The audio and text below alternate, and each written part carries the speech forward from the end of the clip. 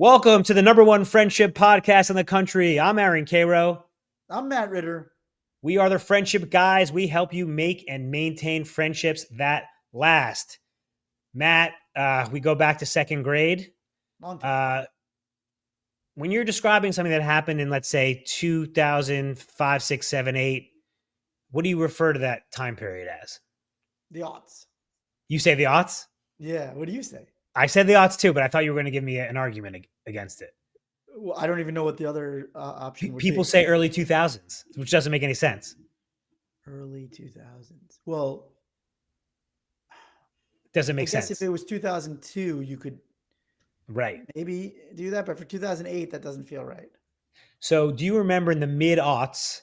Actually, let me ask you this question: have you ever had a long distance relationship? Yes, you know this. When I was in law school. Do I know this? I don't What want were to. what were the cities? She was in Los Angeles at UCLA Law School, and I was at UPenn. Okay, so that's pretty far. 2 years. So if you recall, in the mid aughts, when I was dating Alicia, me and her both lived in New York, and then at the same time, I moved to LA and she moved to Atlanta, and I coined the term double long distance because it wasn't like we could go back to the same place and visit. Now we lived in two different places from the original place. Is that double long distance or isn't that just long distance? For our listeners, when Matt is not picking up what I'm putting down, he squints his eyes and he goes, "Is that like I'm trying to pull a fast one on him?" Yeah, it does feel like it because long distance just implies you're in two different cities. No, because you could have you fly to LA, you're visiting your girlfriend. She flies to Philly, she's visiting you. When and you're visiting your family, you're visiting her. I mean, I guess I'm saying it out loud. It doesn't make as much sense. Like if I'm No, it going to doesn't. Atlanta, I could That's only what visit my girlfriend. I can't visit. most people are only going to visit their relationship partner. It's not supposed to be a relationship plus city. So And so if I recall, when you would go visit her, it was only because it was near your office in New York. don't let's not get Let's into not get that. into that. Let's not get into that. But are we saying that I broke up with her? I was too hasty because I was like, I can't do this. You live in Let's Atlanta now. let's not relitigate your relationship choices, please. I like things to be optimized. If I'm flying somewhere, I got to see my mom. I got to see my girlfriend. I got to see my friends. I don't see long distance working for you. Oh man. Well, yeah. There is some upside, which is that they're not around all the time. I think that worked out pretty well actually for my dad in his second marriage. She lived in Brazil and he lived in Queens, Didn't and they have a pretty good marriage? it was great. But then she didn't know that he was a gambler, so he would Oh. disappear for weeks on end, and she'd be like, "I'm worried about him." I'm like, "Nah, he's fine." Oh man. Would she reach out to you guys? Yes. And I was Wow. like, "Dad, I don't want to lie for you." And he's like, "I didn't ask you to lie." I'm like, "Yeah, but your Brazilian wife is calling me and she thinks you're dead. So you are asking me to lie for you. If I'm acting all calm, like, oh yeah, my dad's definitely fine." Like, she's like, "Wow, these kids are really like blasé about their dad's whereabouts for weeks on end." Oh man. We would That is strategize. Like, if I remember, Kimmy and Jay were like, what are we going to tell this woman? Like, Dad, you got to tell her you're a gambler. You're in Foxwoods this week.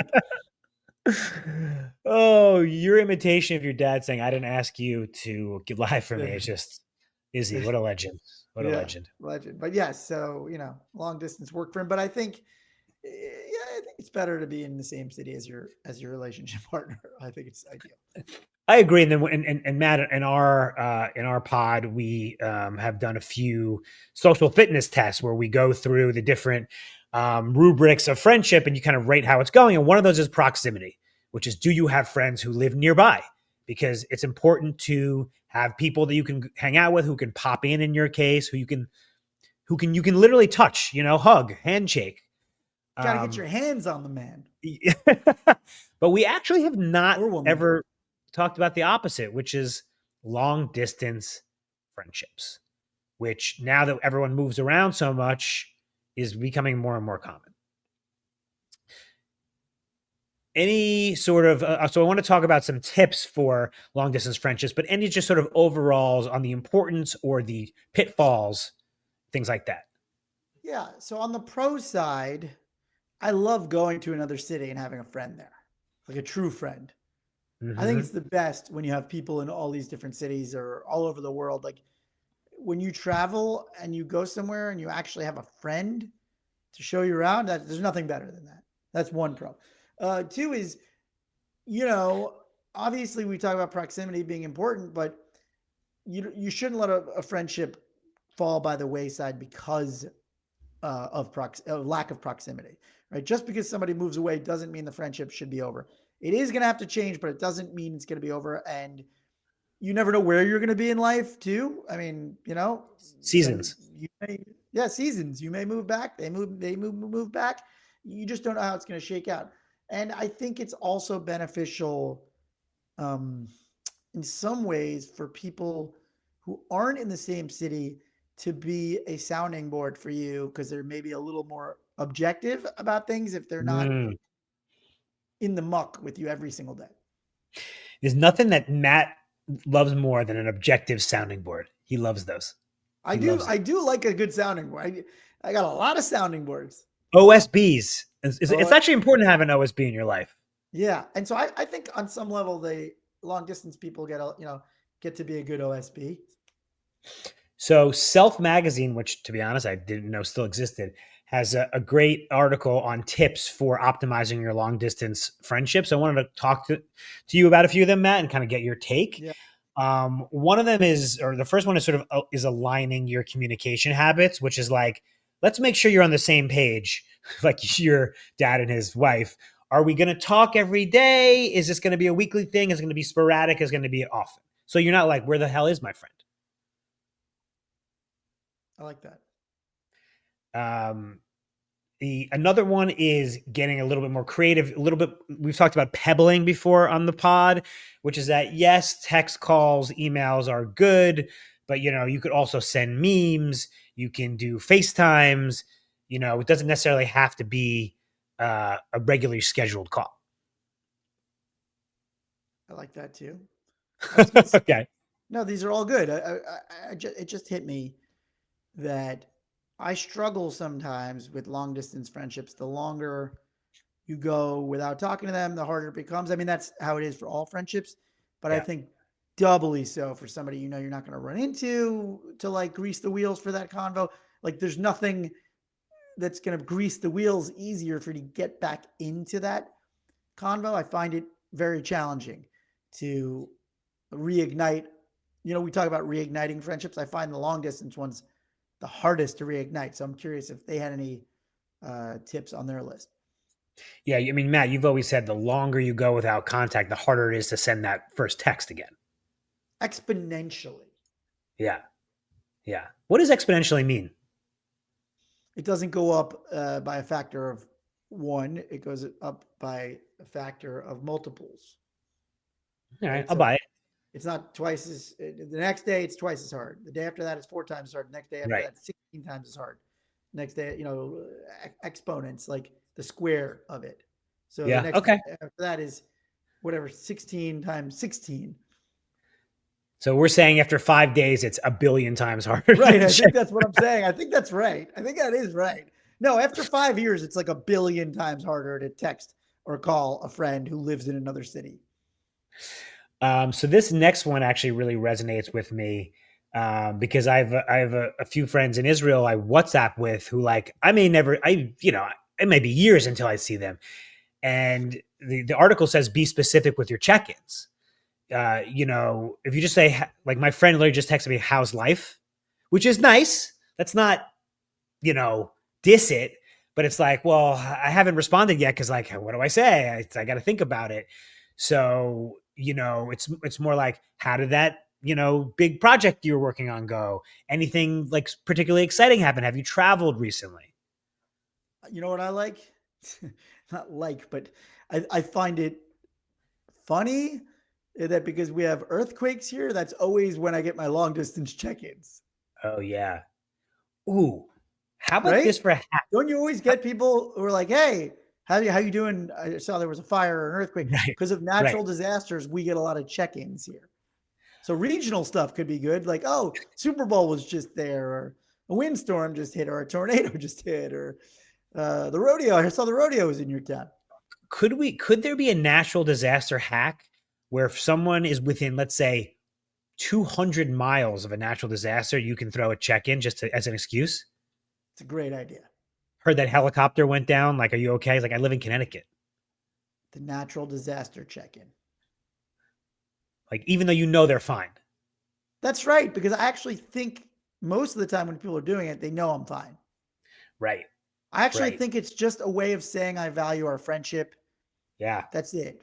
When Yeah. somebody checks in on you, when a friend checks in on me when there's an earthquake in LA, rarely do I think, oh, they're really worried that my house caved in. It's just them saying, hey, I'm your friend. I care. This is my way of showing you on this particular day.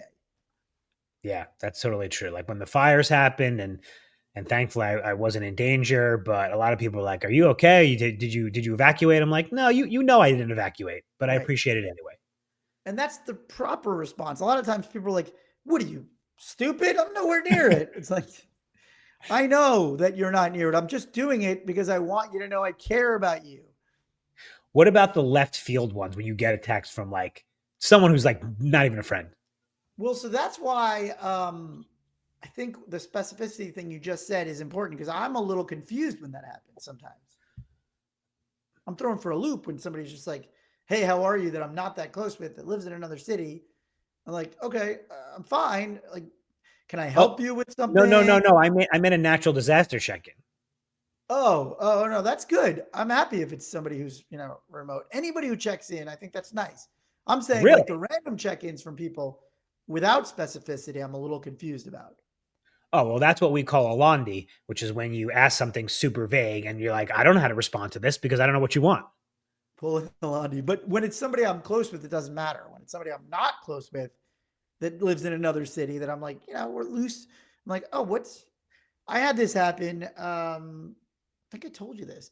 I had a guy from law school. Well, he was in LA and he was like, hey, I want to get dinner. And I was like, okay. Maybe Oh, there's yeah. something you wanted to do. And it was just like, oh, you just wanted to catch up, which is fine too. But I think it's good to have clarity on why the person's reaching out. Let me counter that. I actually think pulling a Londi is worse when they're a good friend. Because if some random person, by the way, when we say pulling a Londi means reaching out, hey, what are you up to? And being very vague and not saying why. If it's a random person and they want you to, and then you say, oh, I'm nothing, I'm hanging out, and then they want you to do something insane, I'd be like, no. But if someone you know Londi's you and you're like, yeah, I'm around, they're like, oh, you want to come to this thing? You like, I guess you're forced into it. Amazing. Now, Uh, now he very he listens to the pod. He's one of our biggest fans and one of our best friends. Now he sends me exactly the details and he goes, "Are you proud of me?"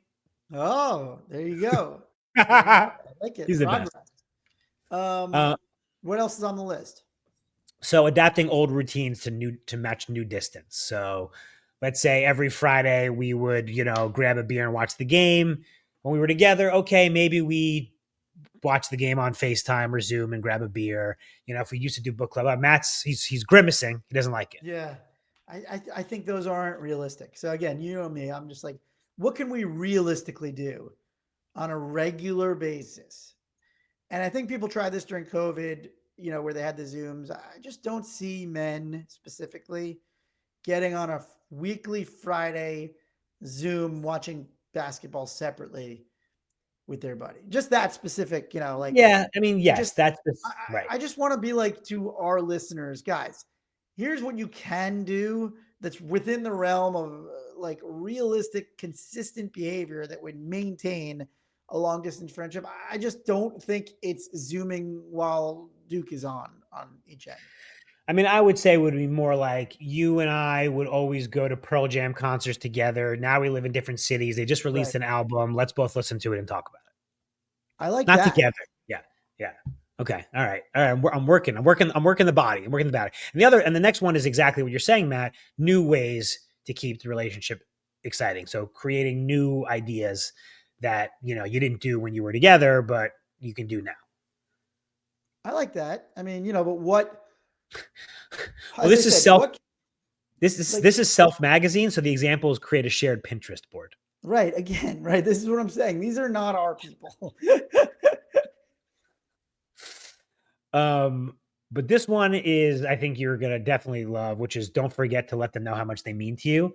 So Yeah. it's like, again, if you don't have proximity with your friends, you're not hugging them, you're not thanking them, you're not seeing them. That gratitude could get lost. And we're always trying to show Yeah. gratitude to our buddies. So just you need to be more intentional, Yeah. sending the text, hey man, I really appreciate it. I miss you. By the way, I miss you. It's Yeah. fine. Yeah. Yeah. I miss you is great. Should we take a listener question? Let's do it. And we'll be right back. Okay, guys, this is Asking for a Friend. If you have a friendship question or ethical dilemma, send it to us on Instagram at Man of the Year Podcast, and we will answer it on the show. Okay, here we go. Hi, Caro and Matt. Love the pod. I have a question for Asking for a Friend. I love my friend, I think this is a woman. I love my friend Jordan, who lives across the country and who I only see once or twice a year. But every time we hang out, it's magic. We have the most fun. But between visits, months go by without much contact at all, and I'm never sure how much to reach out. So here's my question. Are high quality, low frequency friendships a thing, or did I make that up? High quality, low frequency. Never heard of that before.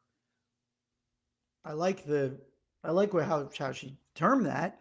They're definitely a thing. I think they're beloved, actually. There's something very special about those. And I think part of our goal on this pod is to identify tweaks that you can make with certain friendships to level them up, but also assess whether a friendship is what it is and that's okay. Right. And getting comfortable with certain levels of friendship. We always talk about not every friend has to be everything to you. Yep. And so maybe there's something unique and magical about that twice a year get together with the long distance friend.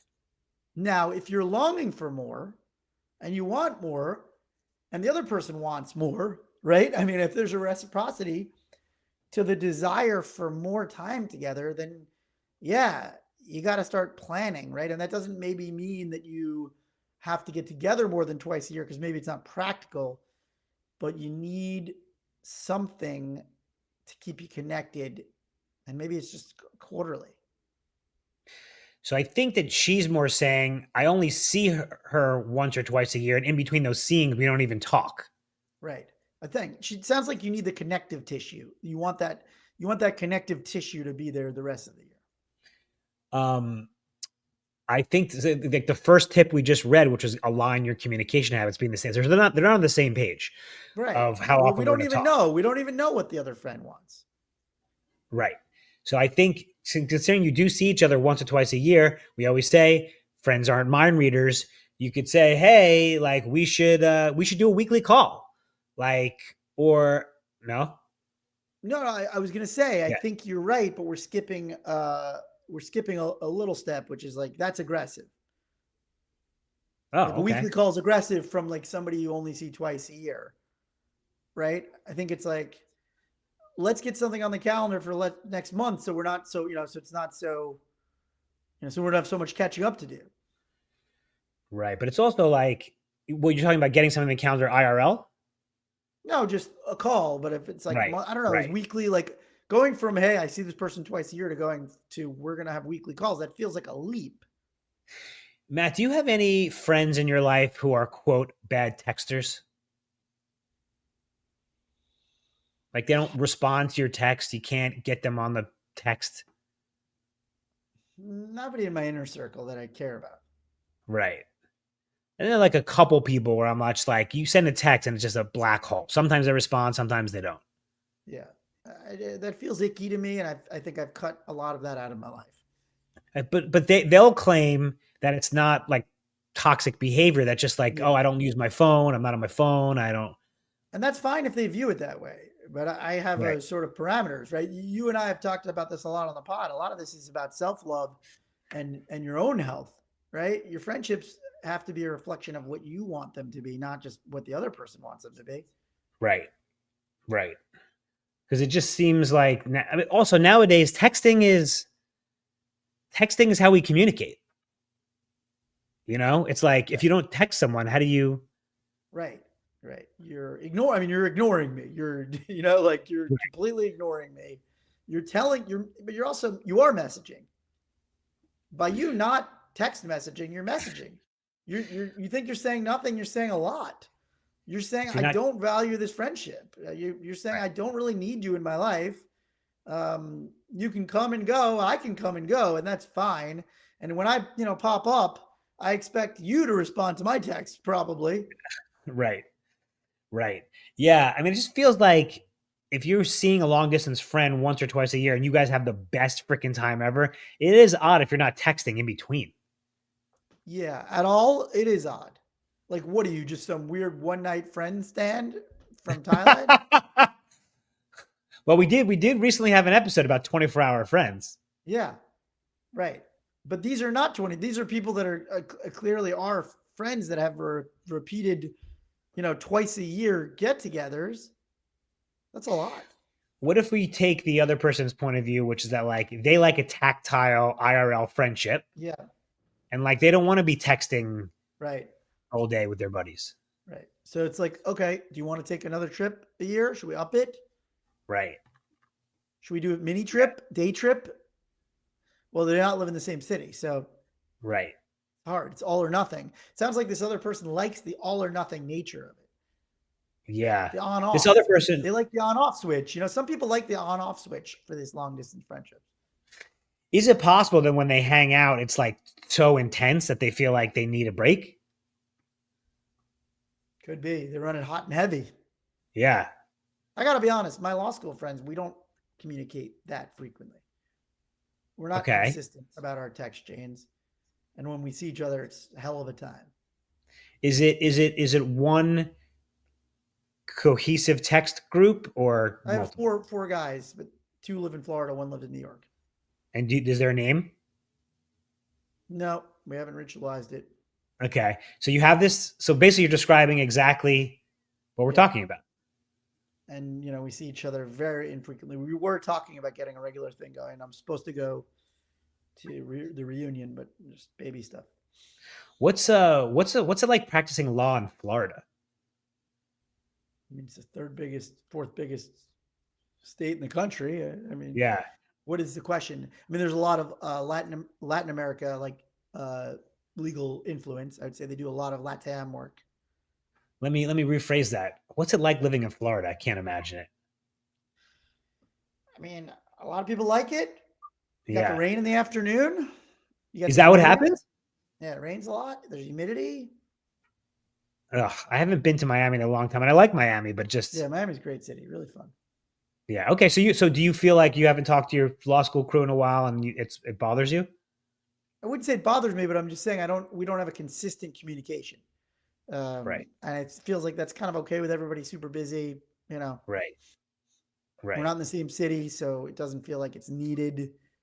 So I have a question, a suggestion for a question asker, Matt, which is that the question asker I think needs to look at her social universe, which is Mhm. basically the constellation of your friends, your close friends, your work friends, the people who live close, people who live far.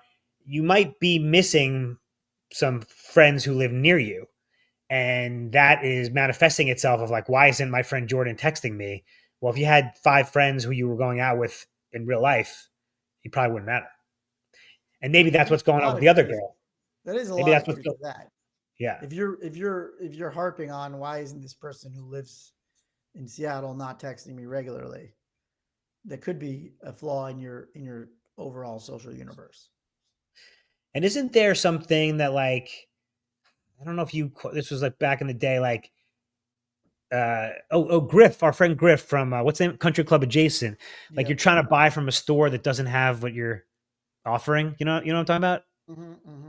Like this friend Jordan, like they're not a that's not they don't they're not all, they don't sell what you're looking to buy. Right. Well, and we don't know that yet, but you have to be open to that idea, right? Once you communicate that, hey, you would like the communication to be more frequent, or you'd like to get together for more frequent. If it's reciprocated, and the other person goes, you know what, you're right, let's start doing that weekly call. But if they're like, yeah, and then they try it and then they drop off, and it's just like, okay, you got the hint. So then you have to decide if it's enough. If that friendship, as constructed, the way the other person wants it, is that enough for you? Because if it's feeling like this is fun when we hang out, but now I feel wounded Hmm. for the rest of the year, is that worth it? Well, or let's do the typical reframe. I mean, you see a friend once or twice a year, and she said it's magic. Right. You should be We have grateful the. for that. That's awesome. It's pretty fun. That's pretty good. Yeah. Yeah. Yeah. That's great. But I think it's hard too because you don't often feel that way all the time. Magic. You Right. don't hear a lot of people going, hey, I get together with my friend and it's magic. If you have that, you want to cherish that friend and you want them to know it and you want to spend more time with them because that feeling is the thing, right? That magic feeling, you want to capture that and bottle that up and bring it with you everywhere. And you want that to be every time every Friday hits, you go, oh, I'm getting to see Jordan. I mean, I'll say, I only see the East Coast Man of the Year crew twice a year, Yeah. and it's pretty freaking fun. Oh yeah, it's definitely on the magic level, seeing our home friends. And it only happens, a couple times a year. And we do communicate in between. Probably not as much as I should or would like to do on my own as well. I'm probably guilty of some of that. Yeah, yeah. Okay. Do we answer the question? Yeah, I think we answered it. I mean, I think the takeaway is you have to communicate your desires, right? Yeah. And see if that person wants to reciprocate. See if there's some sort of middle ground of this where it's Hmm. like, oh, can we do a quarterly call and check in and like, you know, and then that way you can feel more connected throughout the year. All right, guys, that was asking for a friend. If you have a friendship question, send it to us on Instagram. All right, Matt, final thoughts on long distance friendships. I feel like we have also talked about diversity in friendships. And by diversity, I meaning, you have work friends, you have home friends, you have close friends, you have fringe friends, you have long distance friends, and you have close and proximity friends. I think the long distance friend is a really good addition to your menu because, to your point, then you get to visit them. I don't even think we talked about then they can visit you and you play tour guide in your own city. They have new experiences. They have now they live in Kansas City. They know Kansas City people. They go to Kansas City Chiefs games. You just get exposure to all this stuff. Where is your best city, like long distance friend city outside of New York? You're telling of where I have the most friends? No, just it doesn't have to be the most, but like where's your number one? Like, oh, it's great. I have a friend here. I love this city. Crap. That's actually a really good question. In the States, I guess I don't Well, it could be, really. it could be international, just a city you really enjoy and has a friend that is local. Or like that's the big part of it. That's part of the big appeal of that city. Yeah. I can't think of any. I mean, like Tel Aviv, but like I'm trying to think of like places in the States. I don't know, San Francisco, maybe. Yeah. Sometimes I actually was thinking about you, Matt, the other day because I'm like, you remember I made that couple friend in my building who in Yeah. the gym, and I found out they came to our holiday Yeah. party. So they're moving. They're Mm. moving to Arizona next week. Wow. So probably never see them again. Right. But we're connected on Instagram, whatever. And they're like, yeah, we've been in LA for a few years. They're from Iowa, Chicago. Right. Right. Like, how freeing is that, Matt? We have lived in the only two places we will ever live, New York and LA. Mhm. There's a very small, have growth mindset, but there's a very small chance we could ever leave these two places. These guys are I am just like, moving. I am moving to Paris next month for 3 months. But yeah, what a shoehorn, Matt. What a I shoehorn. know. And We're not and talking about that. we have friends who live there. No, it is a shoehorn because we have friends who live there. Yeah. Well, now you just pissed me off with that shoehorn. But anyway, I would just where's your best city? Is it Paris? London. Jesse's one of Yeah. Jesse's oldest friends lives in London. Yeah. The problem with the international is that like you're not popping in. Yeah, in the States, it's Miami because I have two of my best friends from law school there. It's great. Right. Okay. So that's good. That's like, I want to get away. I'm going to maybe tie one off, tie one on. Yeah. Miami. I love it. I love it. All right, guys, please tell us about your long distance friendships. Any tips we missed, any pitfalls that we haven't thought about, like any long distance horror stories. And I don't know, man, let's get some long distance romance horror stories too, just so I don't feel so bad about mine. Oh yeah, I'm sure we have some good. I want to hear some listener ones too. I dig that. Thank you guys so much for listening. Always remember, be good to yourself, be good to yourself, be good to your friends. I get it. Be good to yourself, be good to your friends. Love you, buddy.